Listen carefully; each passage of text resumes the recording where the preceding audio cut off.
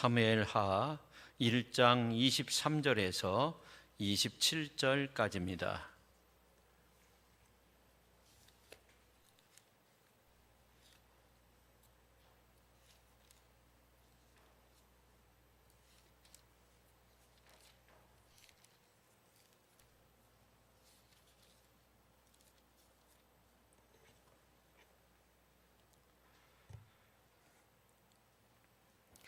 사울과 요나단이 생전에 사랑스럽고 아름다운 자이더니 죽을 때에도 서로 떠나지 아니하였도다. 그들은 독수리보다 빠르고 사자보다 강하였도다.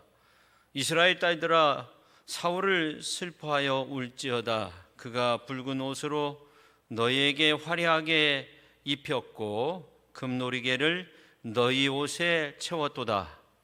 오라 두 용사가 전쟁 중에 엎드려졌도다. 요나단이 내 산 위에서 죽임을 당하였도다. 내 영 요나단이여, 내가 그대를 애통함은 그대는 내게 심히 아름다움이라. 그대가 나를 사랑함이 기이하여 여인의 사랑보다 더하였도다. 오라 두 용사가 엎드려졌으며 싸우는 무기가 망하였도다 하였더라. 아멘. 기도하겠습니다.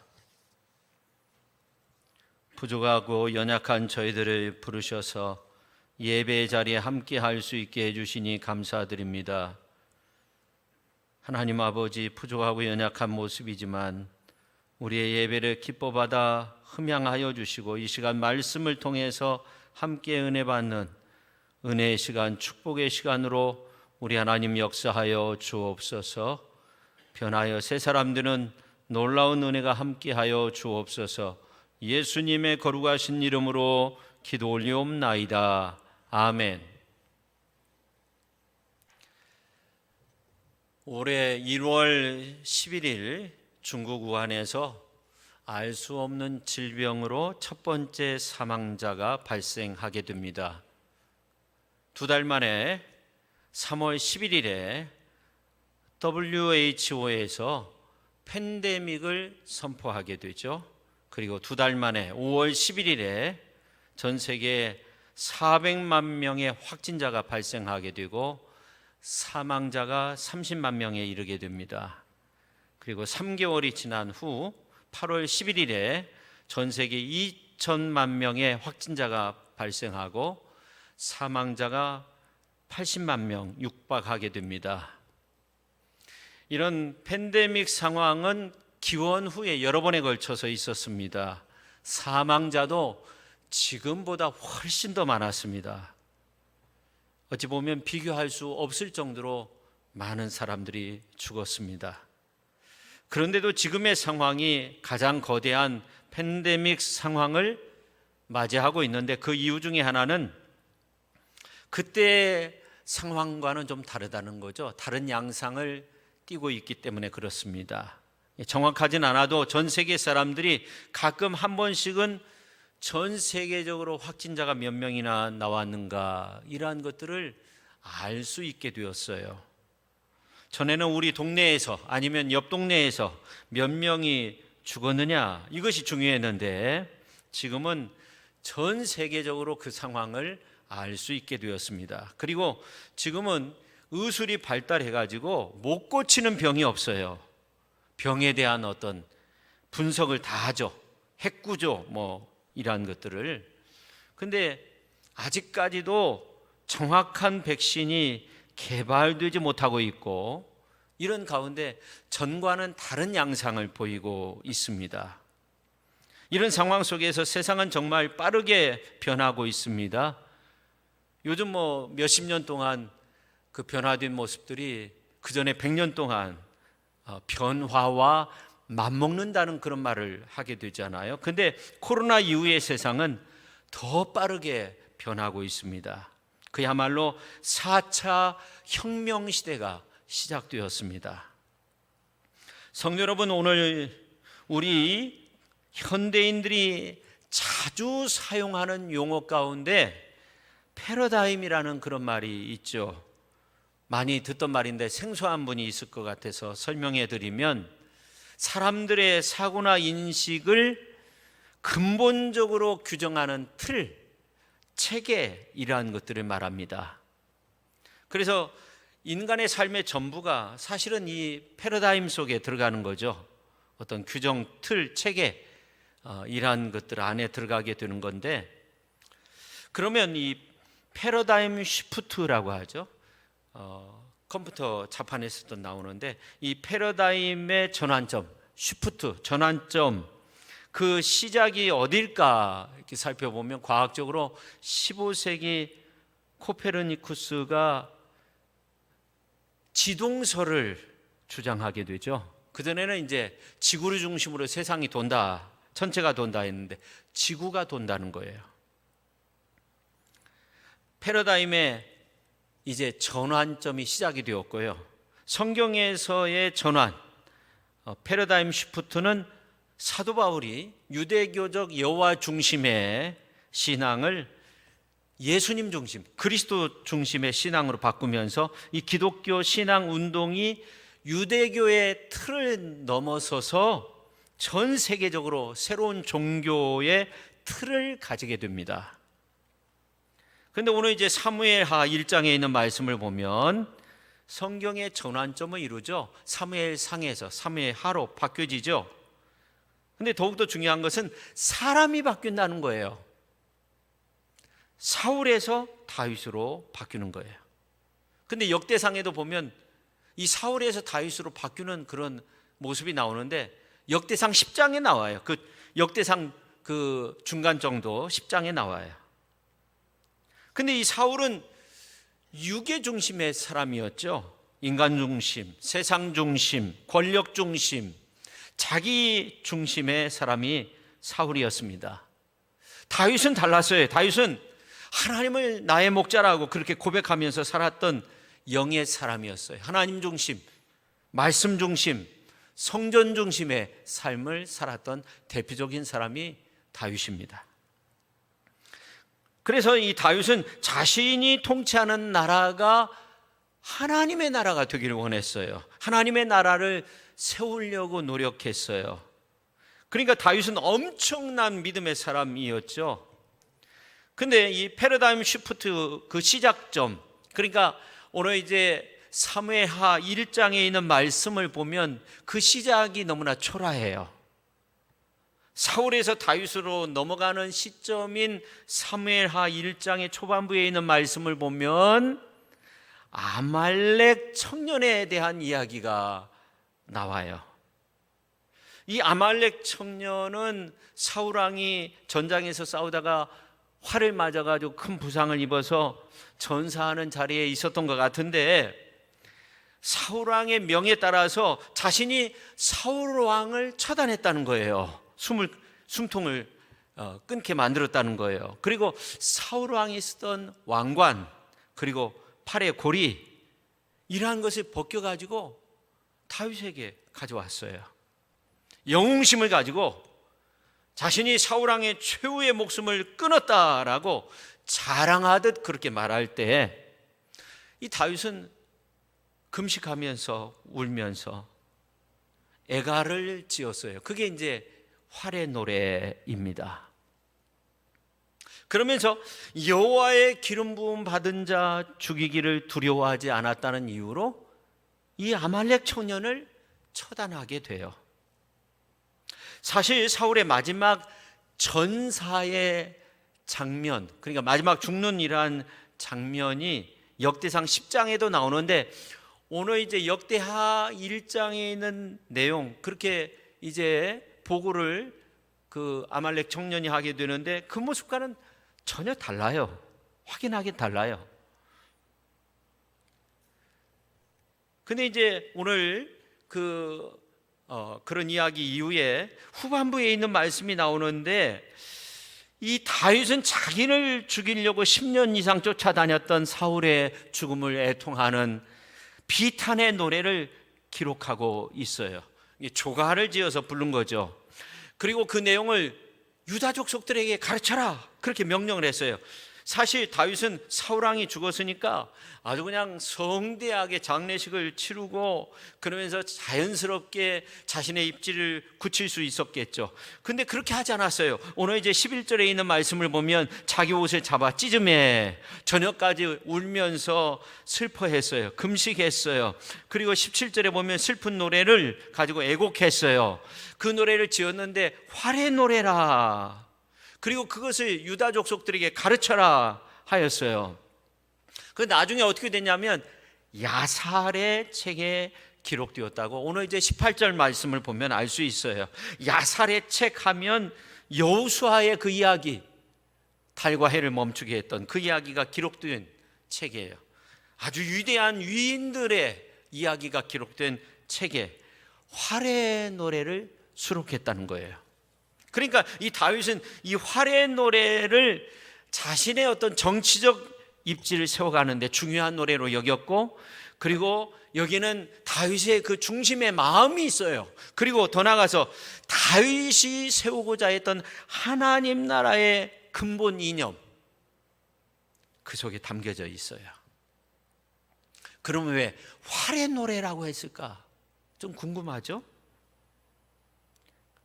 다윗이 위기 가운데 있을 때 요나단이 이제 활을 다윗에게 쏜 것이 아니라 활을 쏴가지고 위기 가운데 구원해 준 적이 있어요.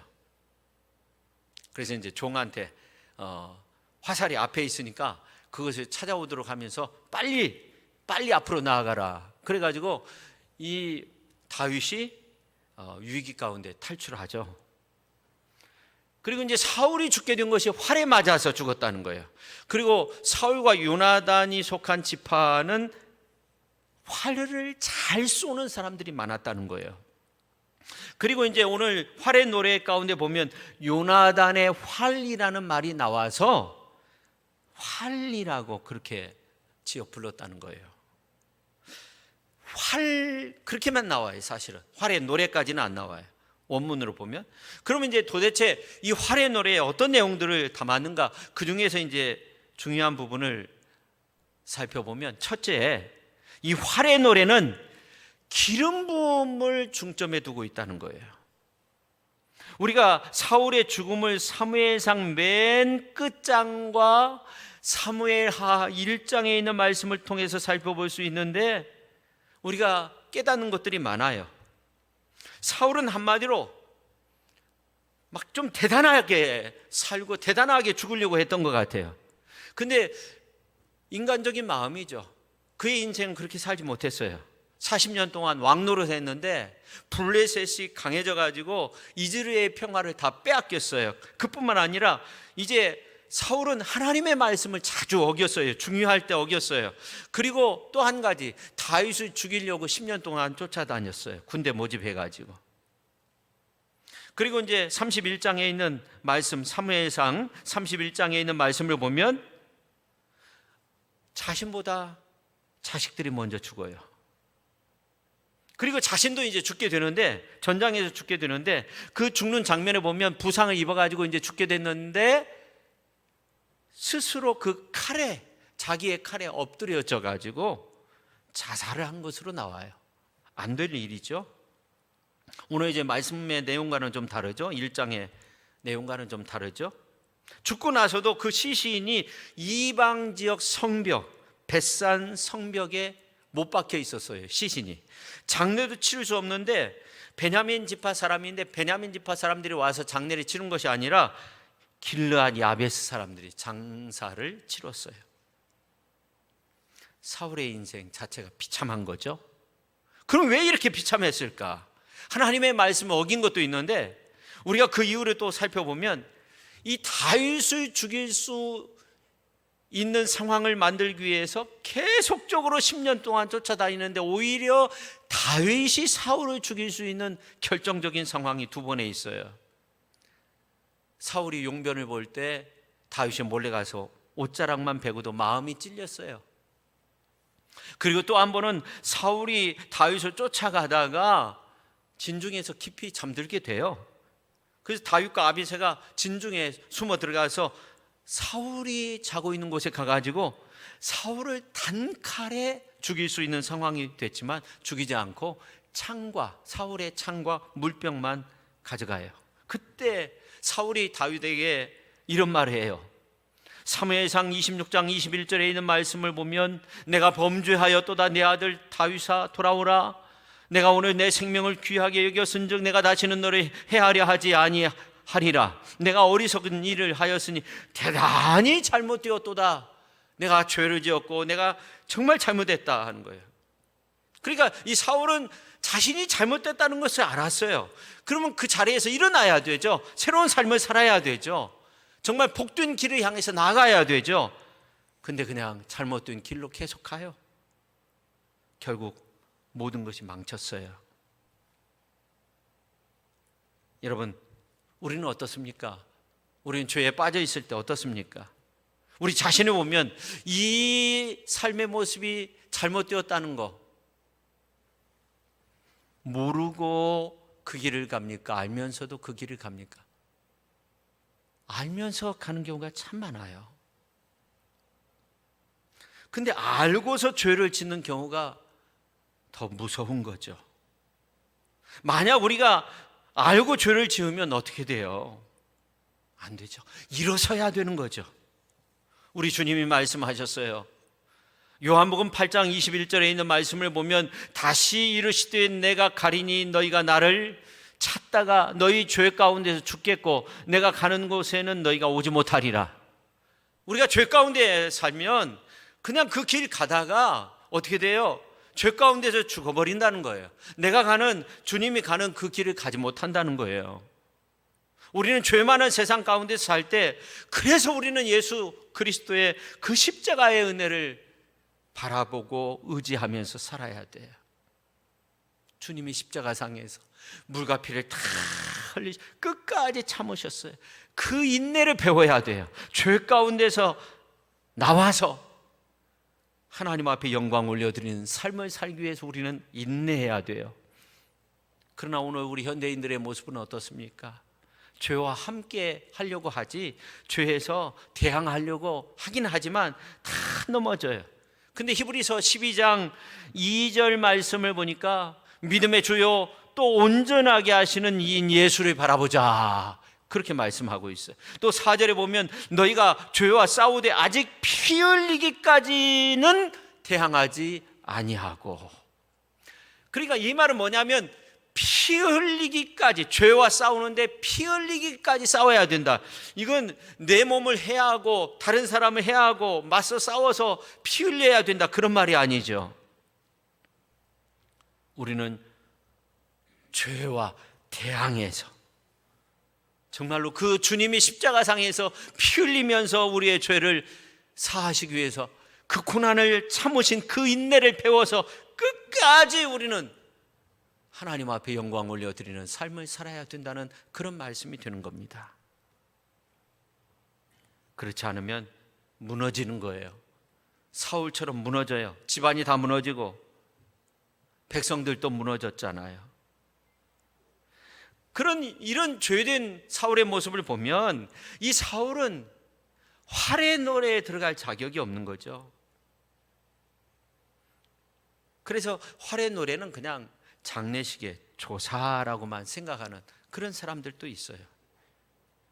무슨 이게 야살의 책에 기록될 만하냐, 그렇게 주장하는 사람들도 있죠. 그런데 우리가 이 활의 노래를 보면 정말 중요하게 살펴봐야 하는 부분이 있는데 그것은 뭐냐면 동격이라는 거예요. 이 동격이라는 것은 같은 자격 주의를 말하는 겁니다. 그러니까 요나단과 사울을 같이 봤어요. 이렇게 오늘 이제 19절에 있는 말씀을 보면 이스라엘아 내 영광이 산 위에서 죽임을 당하였도다. 오라 두 용사가 엎드려졌도다. 두 용사의 영광도 같이 보고 있어요. 또 22절에 있는 활과 칼도 나오는데 같이 보고 있어요. 또 23절에 보면 이 사울의 생전의 삶뿐만 아니라 사울과 요나단의 이 마지막의 모습도 같은 선상에서 같이 보고 있다는 거예요. 자, 그런데 이러한 모습을 우리가 어디에서 살펴볼 수 있냐면 복음서에 보면 이러한 모습들이 많이 나와요. 예수님 앞에서 세리장이었던 삭개오, 세리였던 레위 마태, 행악자, 이러한 모습들을 보면 그렇게 같이 보고 있어요. 특별히 이제 19장, 누가복음서 19장에 있는 말씀을 보면 그 당시에 매국노 죄인으로 손가락질 당하고 있었던 세리장 삭개오의 집에 가서 우리 주님이 하시는 말씀이 뭐냐면 예수께서 이르시되 오늘 구원이 이 집에 이르렀으니 이 사람도 아브라함의 자손이라는 거예요. 하루아침에 이 삭개오가 아브라함의 자손이 되었어요. 주님의 은혜이죠. 그뿐만 아니라 예수님이 십자가상에서 행악자들과 대화를 하시는 그러한 장면이 누가복음서 23장에 기록이 되어져 있는데, 한편의 행악자가 예수님을 비방하면서 너가 그리스도가 아니냐, 너와 우리를 살려내라 하면서 막 욕하고 그럴 때, 다른 한편에 있는 행악자가 다른 편에 있는 행악자를 꾸짖으면서 우리는 우리의 행한 일에 상당한 보응을 받고 있는 거다 하면서, 이 사람은 옳지 않은 것이 없다 하면서 우리 주님 앞에 예수여 당신의 나라에 임하실 때 나를 기억하소서, 그렇게 요청을 해요. 그러니까 예수님이 하시는 말씀이 누가복음서 23장 43절에 보니까 예수께서 이르시되 내가 진실로 너에게 이르노니 오늘 내가 나와 함께 낙원에 있으리라. 그러니까 우리 예수님이 지금 행악자와 자신을 동격으로 봐요. 같이 보고 있어요. 오늘 너가 나와 함께 낙원에 있는다는 거예요. 오늘 내가 나와 함께 낙원에 있으리라. 진실로 그렇게 말씀하셨어요. 그럼 이 정도 되면 흉악한 죄를 짓고 다 죽게 된 이 행악자가 주님이 하시는 말씀 가운데 보니 네가 오늘 나와 함께 낙원에 있으리라, 같은 자격, 지위를 얻게 되었는데, 행악자도 그랬으면 우리 모든 사람들이 같은 어떤 지위, 동격, 그런 어떤 은혜를 누리는 거 아닌가 이렇게 생각할 수도 있는데, 이 다윗의 활의 노래를 보니까 그렇게 말하고 있지 않아요. 다윗은 사울에 대한 증오심보다, 원수된 자의 죽음보다, 한 인생의 파괴보다 앞세운 것이 있는데, 그것이 뭐냐면 기름 부음의 사건이에요. 좀 더 바꿔 말씀드리면 이 기름 부음은 주님이 부어주시는 거 아닙니까? 사울도 다윗도 마찬가지죠. 사무엘 선지자를 통해서 기름 부음 받은 거예요. 이 기름 부음이라는 건 주님이 부어주시는 은혜, 어찌됐든지 그런 거예요. 오늘 이제 14절에 보면 그런데 다윗이 그에게 이르되 내가 어찌하여 손에 들어 여호와의 기름 부음 받은 자 죽이기를 두려워하지 아니하였느냐. 또 16절에 있는 말씀을 보면 내 피가 내 머리로 돌아갈지어다 내 입이 내게 대하여 증언하기를 내가 여호와의 기름 부음 받은 자를 죽였노라 함이니라. 이 아말렉 청년이 다윗에게 와서 사울 왕이 큰 부상을 입었을 때 그의 요청을 받아들여서 내가 직접 사울을 죽였다고 자랑스럽게 그렇게 말할 때, 아말렉 이 청년을 처단하면서 하는 말이 너가 어찌하여 여호와의 기름 부음 받은 자 죽이기를 두려워하지 아니하였느냐, 그렇게 말하고 있어요.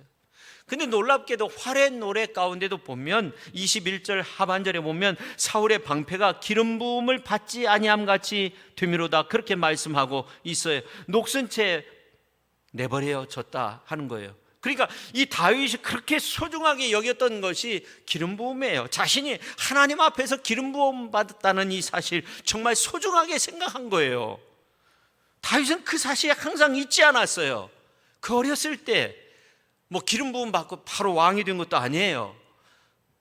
많은 어려움도 있었어요. 목동이었을 때 기름 부음 받잖아요. 사무엘 선지자에 의해서.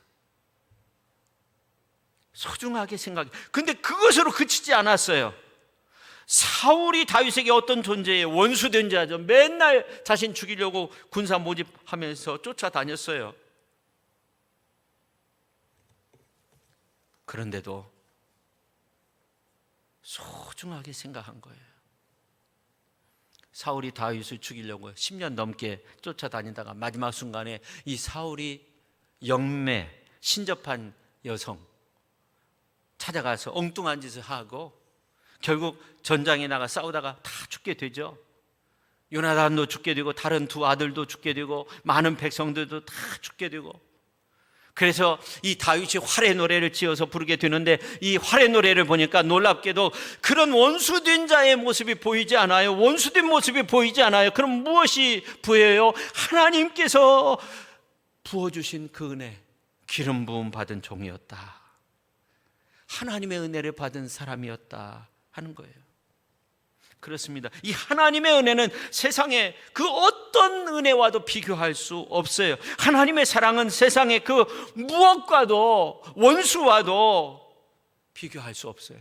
하나님의 사랑을 뛰어넘을 수 없어요. 하나님의 사랑과 은혜는 한없이 큰 거예요. 그러니까 다윗의 활의 노래에서 기름 부음이 뭘까? 그것을 바꾸면 그게 하나님의 은혜라는 거예요.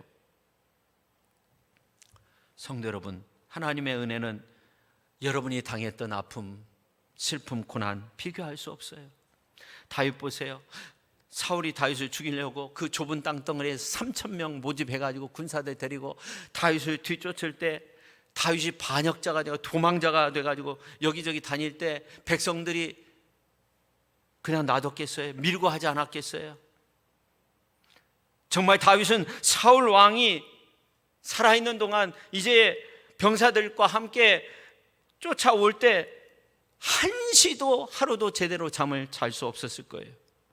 그러나 다윗은 오늘날로 따지면 코로나의 위협보다도, 태풍의 위협보다도 주님이 주시는 그 은혜, 그게 훨씬 크다는 거예요. 그래서 활의 노래에서 기름 부음의 은혜를 말하고 있는 겁니다. 성도 여러분, 다윗이 활의 노래를 지어서 부르고 또 유다 족속들에게 가르치라, 18절에 보면 그렇게 말씀하고 있는데, 아마 통일 이스라엘을 다스리는 왕이었다면 전 국민들에게, 백성들에게 그것을 가르치라고 명령을 했을 거예요. 왜 다윗이 이렇게 했을까? 무엇을 강조하고 싶었을까? 이 기름 부음과 하나님의 은혜는 같은 거라는 거예요. 은혜로 보면 사울도 활의 노래에 한 사람으로 자격이 있는 자라는 거죠. 그것이 복음인 거죠. 성도 여러분, 복음이 주는 은혜의 자격은 내가 정하는 것이 아니에요. 내 기준, 내 생각, 내 판단이 아니에요. 하나님이 정하는 거예요. 하나님이 정하시는 하나님의 은혜는 원수된 우리를 사랑하시는 은혜, 부어주시는 은혜라는 거죠. 우리는 그 사랑 안에서, 부어주시는 그 은혜 가운데서 사는 겁니다. 그러니 모든 것을 하나님께 맡겨야 돼요. 우리는 활의 노래를 불러야 돼요. 우리는 활의 노래, 그 밑바닥에 흐르고 있는 이 다윗의 넉넉한 사랑의 마음을 품어야 돼요. 그래야 하나님의 복음을 품는 것이고, 그래야 다윗처럼 하나님의 사랑을 품는 성도로서의 삶을 살게 되는 줄로 믿습니다. 두 번째, 활의 노래로 비탄의 현실을 우리가 배워야 한다는 거예요. 요즘 보면 너무나 가슴 아프잖아요. 오늘 이제 말씀 보세요. 19절에 보면 두 용사가 엎드려졌도다. 히브리어로 엎드려졌다, 나발이라는 말인데, 이것은 난간에 매달려가지고 끈을 잡고 있었는데 그것이 끊겼다는 거예요. 이 비참한 상태를 19절에서만 기록하고 있는 것이 아니라 25절, 27절에도 보면 오라 두 용사가 엎드려졌으며 그렇게 표현하고 있어요. 여러분, 죽음이라고 하는 것은 비참한 거예요. 코로나 바이러스뿐만 아니라 오늘 우리에게 닥친 새가 올무에 걸림같이 꼼짝할 수 없는, 날아오르려고 하면 다 올무에 매이는 그러한 어려움 속에, 그런 어떤 어려움을 겪어보지 않은 사람은 그 심각성을 잘 알 수 없어요. 그러기에 성경은 복만 우리에게 말하고 있는 것이 아니라 비탄의 현실도 우리에게 보여주고 있어요. 주님이 걸어가신 이 골고다 언덕의 그 고난의 길, 십자가의 길, 이건 우리 인생들에게 죽음과 고난과 이 죄의 결과가 얼마나 무서운 건가, 그 현장을 우리에게 증거하고 있는 거예요. 그 주님이 이 고난과 죽음 속에서 우리에게 죄의 결과가 얼마나 큰 거인가, 그것을 알려줘요. 그리고 우리는 주님이 당하신 고난과 죽음이 얼마나 큰가를 알면 어떻게 돼요? 우리는 그냥 저절로 찬양이 나올 거예요. 주님이 우리 대신 고난을 받으셨기 때문에. 주 예수보다 더 귀한 것은 없네, 예수 밖에는 없네. 할렐루야. 그렇게 찬양 부를 수밖에 없을 거예요. 여러분, 오늘 본문 말씀을 보면 이 악이 있는데 악 중에서도 정말 큰 악한 것이 무언가를 우리에게 가르쳐 주고 있어요. 오늘 20절 말씀 같이 한번 읽도록 하겠습니다. 이 일을 가디에도 알리지 말며 아스글론 거리에도 전파하지 말지어다. 블레셋 사람들의 딸들이 즐거워할까, 할례 받지 못한 자의 딸들이 개가를 부를까 염려로다. 가드, 블레셋의 도시를 말하죠.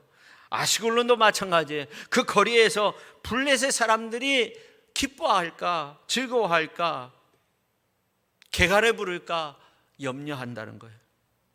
사울이 죽고 요나단이 죽고 이런 내용을 알리지 말라는 거죠. 여러분, 악 중에 정말 큰 악이 있는데 하나님을 모독하는 거예요. 요즘 매스컴에서 나오는 정광훈 목사라고 하는 사람이 강단에서 하는 말이, 하나님을 향해서 하는 말이 농담조로요, 제가 감히 입에 담을 수 없는 말을 그냥 하는 거예요. 이단에 연구하는 우리 전주에도 아주 훌륭한 목사님, 아무개 목사님 계시는데, 그분하고 이제 통화를 하면서 말을 들어보니까 이미 도를 넘었다는 거예요. 한마디로 성서에서는 벗어난 사람이 됐다는 거예요. 정치인인지 어떻게 보면 보수를 대표하는 이단이라는 거죠. 어떻게 그런 말을 할 수가 있어요? 그것도 여러 번에 걸쳐서. 여러분, 십자가가 왜 십자가입니까? 하나님의 모독의 현주소가 십자가예요. 예수님 십자가에 매달리기 전에도요, 그 로마의 병사들 또 많은 유대인들 때리고 욕하고 침뱉고 갈대로 치고, 십자가에 매달려 있을 때도 지나가는 사람들이 머리를 흔들면서 예수를 모욕하여, 이 마태복음서 27장 39절 40절에 보면 이르되 성전을 열고 사흘에 짓는 자여, 내가 만일 하나님의 아들이거든 자기를 구원하고 십자가에서 내려오라. 당시 종교 지도자들은 희롱까지 하면서 저가 남은 구원했을 때 자기는 구원할 수 없도다. 저가 이스라엘의 왕이라고 했으니까 지금 십자가에서 내려와라. 그럼 우리가 믿겠노라. 희롱까지 했어요. 마태복음서 27장 42절에 보면 그렇게 나와 있어요. 하나님을 모독하며 지나가도 될 것 같죠? 지나갈 수는 있죠. 예수님이 십자가상에서 골고다 언덕에서 매달려 계시는데 지나가면서 모독할 수 있죠. 그냥 말 함부로 할 수 있죠. 괜찮은 것 같죠?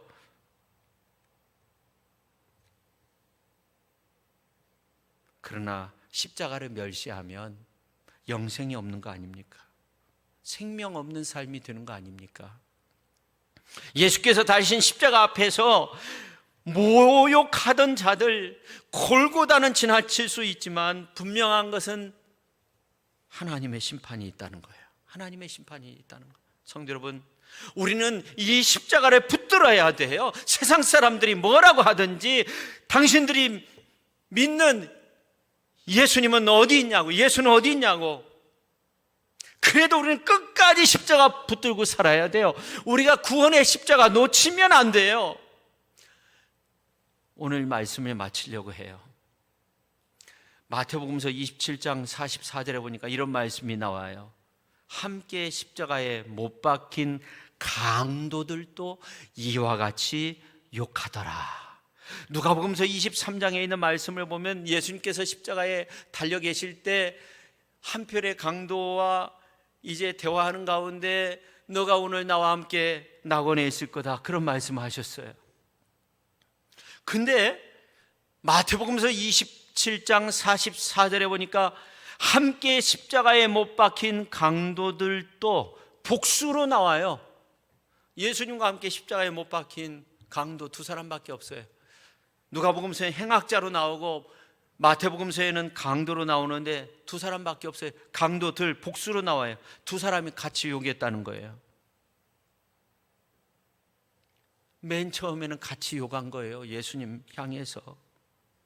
근데 예수님 보니까 그 모욕을 당하면서도 십자가상에서 그 모습을 보니까 7마디 말씀하시고 그 모습을 보니까 이분이 메시아인 거예요, 이분이. 그래서 최후의 순간 한편의 행악자, 한편의 강도가 예수님을 붙들었던 거예요. 여러분, 이 강도 행악자라고 하는 이 사람은 어떻게 됐어요? 예수님과 동격이 됐어요. 예수님이 이 사람에게 말했어요. 예수께서 이르시되 내가 진실로 내게 이르노니 오늘 내가 나와 함께 낙원에 있으리라. 성도 여러분, 이제 우리가 해야 할 거, 세상을 향해서 우리가 싸울 필요도 없고요, 우리가 변명할 필요도 없고요, 그저 우리는 십자가 붙들고 사는 거예요. 우리 교회가 태동될 때도요, 우리 시천교회가 태동될 때 이 나라에 정말 많은 어려움이 있었어요. 1930년 3월 1일 3.1운동 이후에 일제가 아주 교회를 말살시키고자 했을 때 교회가 시작됐어요. 지금도 정말 국가적으로, 교회적으로, 교계, 개인적으로 우리의 모습을 볼 때 얼마나 많은 어려움이 있습니까? 그렇지만 여러분, 교회를 위해서요, 기도 많이 해주세요. 또한 어려워도 힘들어도 주님이 부어주신 은혜는 이 세상에 있는 그 무엇과도 비교할 수 없는 큰 것이라는 거, 주님이 부어주시는 은혜가 큰 거라는 거, 이거 우리가 알고요, 우리가 정말 예수 십자가 붙들고 승리해야 돼요. 우리 교회가 전 교인이 함께 이 어려울 때 말라위에 우물을 파주고 있어요. 참 좋은 일이죠. 또 헌당도 해야 되고 일꾼도 세워야 되고, 우리가 생각해 보면 1930년대보다는 지금이 덜 어려울 것 같아요. 일제시대 그 핍박 있을 때보다 덜 어려울 것 같아요. 우리 성도님들, 어려운 때이지만 우리가 더욱 십자가 붙들고 온전한 승리의 삶을 살아야 돼요. 여러분, 지금은 이 시대 속에서 화래의 노래를 부르는 날이 된 것 같아요. 앞에서도 말씀드렸지만 정말 하나님을 함부로 말하고 모독하고, 그 교단에서도 제명을 당하고, 또 나가서 또 새로운 무슨 교단을 세우고, 또 사람들 모아놓고 막 완전히 막 세상이 코로나로도 가득 차고, 이런 정말 하나님을 모독하는 그런 시대로 만들어버린 것 같은 이러한 모습을 보면서 우리는 활의 노래를 불러야 돼요. 오늘 본문에 보면 이 활의 노래, 이 다윗의 노래죠. 이 다윗의 그 마음을 가지고 주님의 기름 부으심의 그 은혜, 너무나도 크고 놀랍다. 그리고 언제나 십자가 붙들고 주님이 부어주시는 그 십자가의 은혜, 사랑 가운데서 승리하는 저와 여러분 모두가 될 수 있기를 예수님의 이름으로 축원합니다. 기도하겠습니다. 하나님 아버지, 오늘 부족하고 연약한 저희들 주님 전에 찾아 나오고 주 앞에서 머리를 숙였나이다. 하나님, 이 어려운 때 우리를 부르시고 우리에게 은혜로 함께하여 주시니 감사드립니다. 주님이 부어주시는 은혜는 그 세상 그 어떤 것과도 비교할 수 없는 것임을 다윗의 노래를 통해서 알았습니다. 10년 동안 자신을 쫓아다니고 죽이려고 그렇게 창을 던지고 무고한 사람들을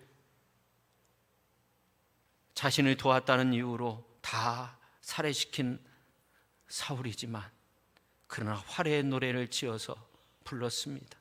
기름 부으심의 은혜, 하나님의 은혜는 너무나도 크고 놀라운 것이기에 다윗은 이 노래를 불렀습니다.